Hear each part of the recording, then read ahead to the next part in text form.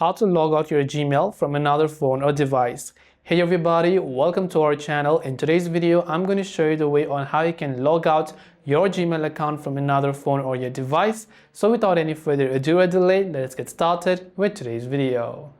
To log out Gmail from another phone or device, just open the Gmail app first of all. Tap on your Gmail profile from the very top right hand side of the screen. Then go to the option Manage your Google account, which is going to take us to this particular page over here.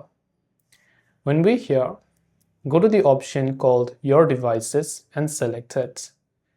Under this, you'll find a list of devices that has access to your Google account. So if you want to remove your account from this, just select a certain device. It might also ask you to verify it, so make sure to use a screen lock or any other form of security method that you have implemented. Then you'll find a sign out button over there. So tap the little sign out button and tap on sign out. And when you've done that, you'll be able to sign out your Gmail account from another phone or device. And you can repeat this process for all the other devices as well. Hope this video helped you. Thanks for watching and see you in the next video.